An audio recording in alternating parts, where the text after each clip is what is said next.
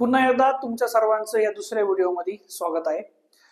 ह्या व्हिडिओमध्ये आपण पाहणार आहोत शब्द सिद्धी। मग शब्द सिद्धीमध्ये काय असतं? प्रत्यय घटित शब्द, उपसर्ग घटित शब्द आणि अभ्यास्य शब्द।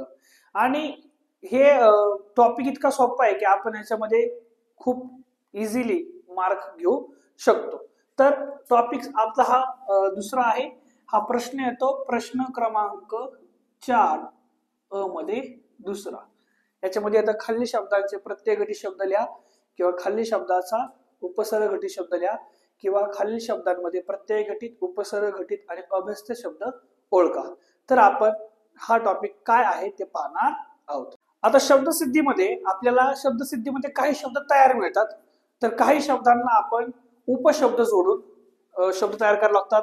मग ते काही उपशब्द आपण सुरुवातीला जोडतो, काही उपशब्द आपण शेवटी जोडतो आणि काही शब्द आपण एकत्रितपणे बोलतो। उदाहरणार्थ उपसर्गामध्ये आपल्याला काही उपशब्द सुरुवातीला जोडावे लागतात, जसं की वापर। वापर हा शब्द आपल्याला मराठी भाषेमध्ये एकदम तयार शब्द आहे, परंतु आपण ह्याला गैर हा शब्द लागला तर गैरवापर हा उपसर्ग घटित शब्द तयार होतो। तसंच आपण शेत हा शब्द वापरतो आपल्या शेतीसाठी, पण शेतच्या पुढे आपण जर करी कोणता जर आपण करी हा शब्द लावला तिथं काय तयार होतो? शेतकरी। त्यानंतर काय तयार होतो? वार करी। मग ज्या शब्दाच्या शेवटी आपण काय लावतो? एक पद लावून तो शब्द पूर्ण करतो त्याला म्हणतो प्रत्यय घटित, आणि ज्या शब्दाला सुरुवातीला पद लावून शब्द तयार करतो त्याला म्हणतो आपण उपसर्ग घटित।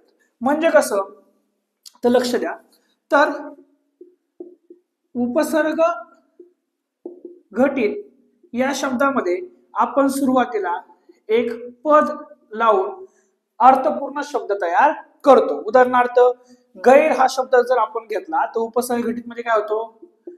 गैरवापर। अजून कोणता होतो? गैरहजर। अजून कोणता होतो? त्यानंतर असे गैरवापर, गैरहजर, असे अनेक शब्द तयार होतात। त्यासोबत कोणता शब्द होतो? गैरवर्तन। कोणता होतो? गैरवर्तन। त्यासोबत आपण जर अति शब्द घेतला, उपसर्ग घटित मध्ये आपण शब्द घेतला अति, त्याला म्हणतो आपण अतिशहाणा शब्द तयार करू शकतो। त्यानंतर अति सुंदर, अशा आपण अनेक शब्द कशामध्ये तयार करू शकतो? उपसर्ग घटित मध्ये आपण असे शब्द तयार करू शकतो। यानंतर आपण दुसरा प्रकार बघूया, प्रत्यय घटित शब्द। कोणते? प्रत्यय घटित शब्द। यामध्ये आपण शब्दाच्या शेवटी एक पद लावून एक अर्थपूर्ण शब्द तयार करतो। जसं की आपण इथं केलं होतं करी हा शब्द। करी म्हणजे काय? शेतकरी, कष्टकरी, वारकरी। त्यासोबत अजून एक शब्द घेऊ शकतो आपण। जर आपण फक्त क हा शब्द घेतला तर काय शकतो? सेवक, शिक्षक, वाचक, लेखक इत्यादी शब्द आपण याच्यामध्ये घेऊ शकतो।